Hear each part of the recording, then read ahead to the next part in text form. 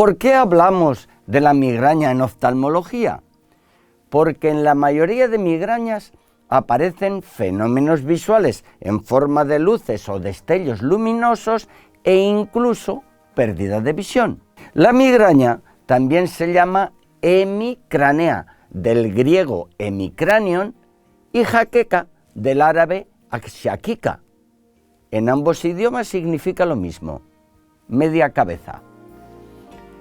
Saben que a los médicos se nos llama galenos en honor al más ilustre médico romano que se llamaba Galeno.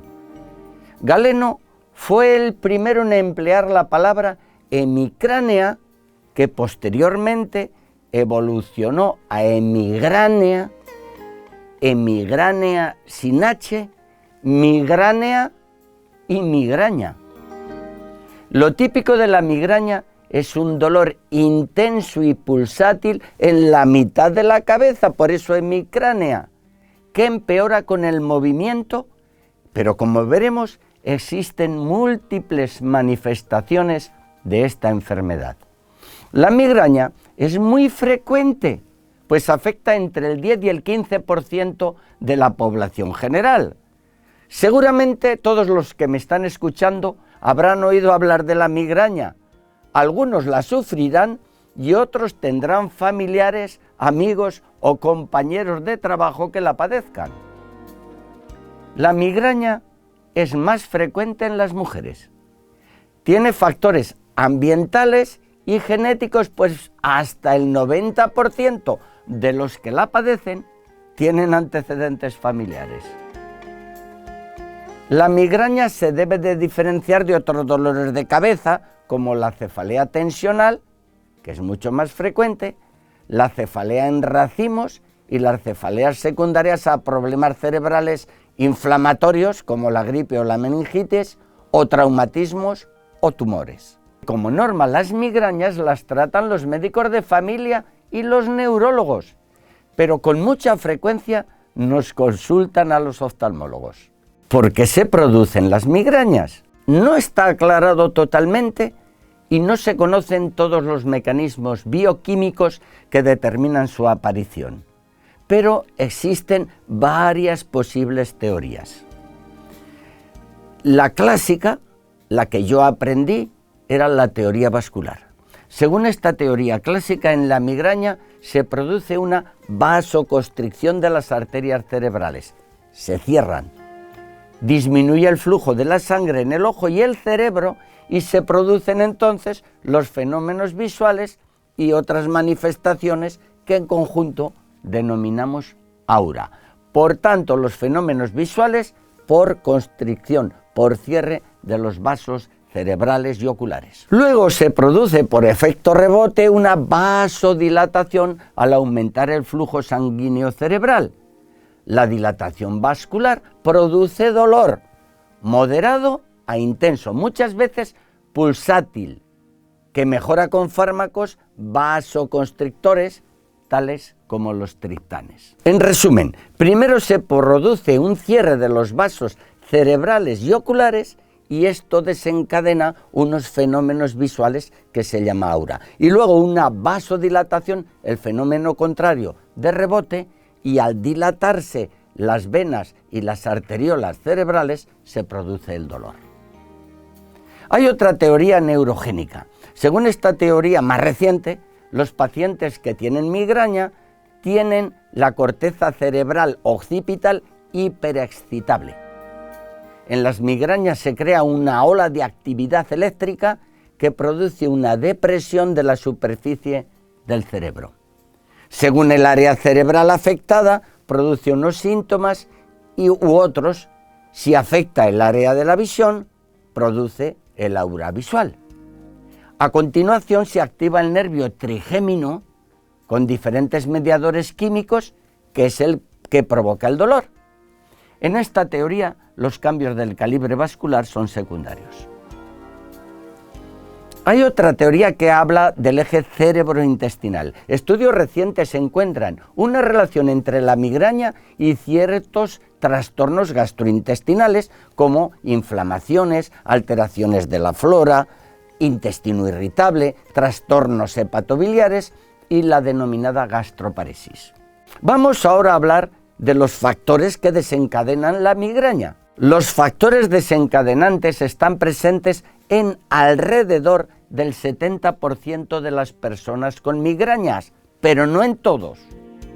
Pueden ser únicos o múltiples, es decir, puede haber un solo factor que desencadene la migraña, pero normalmente son varios. Y en algunas personas, en un 30% aproximadamente, no hay factores desencadenantes. Estos factores favorecen las crisis en pacientes predispuestos, pero no son la causa, porque la causa es de base genética. Varios genes, no uno solo, están implicados en la migraña. Determinan la gravedad y las diferentes manifestaciones de unas migrañas u otras. Solo en uno de los tipos de migraña, la migraña hemipléjica familiar, se sabe con exactitud que se debe a una mutación en el cromosoma 19. La migraña se relaciona con el estrés laboral o familiar, con la ansiedad, con estímulos sensitivos, tales como luces brillantes o parpadeantes, sonidos y ruidos fuertes, los olores intensos provenientes de perfumes, de disolventes de pintura y el ambiente de tabaco, algunos alimentos y medicamentos y la menstruación. Vamos a ver cómo afecta la alimentación. Tanto los estados de ayuno, omitir comidas o bebidas, como el exceso de ciertos alimentos o bebidas, por ejemplo, mucha cafeína, pueden desencadenar la migraña. Algunos alimentos favorecen las crisis de migraña, como el queso, el café, las habas, los embutidos, los productos de soja, el pescado ahumado, a unas personas unos, a otras personas otros desencadenantes, el chocolate, el glutamato sódico, los nitratos de las comidas preparadas, las frutas y las bebidas alcohólicas, sobre todo el vino tinto. También la deshidratación, el beber poca agua y otros muchos más factores. Los mismos alimentos, hemos dicho, desencadenan migrañas en unas personas y en otras no. Los hábitos de vida, el cambio de los horarios de sueño, dormir más o menos horas de lo habitual y también dormir muy pocas o muchas horas son un importante factor desencadenante de migrañas en un 35% de los pacientes.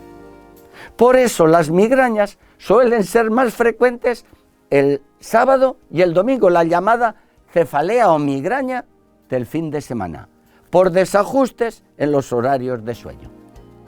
Las personas con migraña deben actuar de forma rutinaria y evitar alteraciones de los horarios de las comidas, alteraciones de las actividades y no deben de cambiar las horas dedicadas al sueño. Factores psicológicos. Son desencadenantes de la crisis de migraña hasta en el 60% de los pacientes. Los pacientes psicológicos son muy importantes en las migrañas. Incluyen los estados de tensión emocional, el estrés, la ansiedad y también las preocupaciones. Ante una situación estresante, por ejemplo, un examen, el dolor puede aparecer antes, durante o después, cuando la persona ya se encuentra relajada. Algunas personas van a examinarse de conducir y unos días antes presentan la crisis. Otras la presentan en el mismo momento y no pueden examinarse. Y algunas, cuando ya ha pasado y se han relajado, entonces es cuando lo presentan. Vamos a hablar de la migraña menstrual. En la mitad de las mujeres, la migraña se relaciona con algún momento del ciclo hormonal, sobre todo con los días previos a la menstruación, cuando disminuyen los estrógenos circulantes. A veces no tienen otros factores desencadenantes, solo la menstruación. La típica migraña menstrual aparece exclusivamente entre los días inmediatamente anteriores y el segundo día de la menstruación. Por eso, entre los 20 y los 50 años las migrañas son 4 veces más frecuentes en las mujeres, pero antes y después de dichas edades, la incidencia de la migraña es similar en hombres y en mujeres. Cambios atmosféricos. Pueden provocar migraña y otros tipos de cefalea como la tensional. Son factores desencadenantes los cambios bruscos de presión atmosférica, el viento, sobre todo si es intenso, y los cambios de clima. Las bajadas de presión atmosférica se asocian a cambios de temperatura, calor o frío excesivos, lluvia y viento, y por ello es difícil a veces saber la influencia independiente de cada uno de dichos factores, pero se sabe que en conjunto sí que favorecen las migrañas. También pueden favorecer las migrañas el uso prolongado de pantallas de ordenador y estar en malas condiciones luminosas, con iluminaciones muy intensas o muy deficientes, y la conducción prolongada en largas jornadas.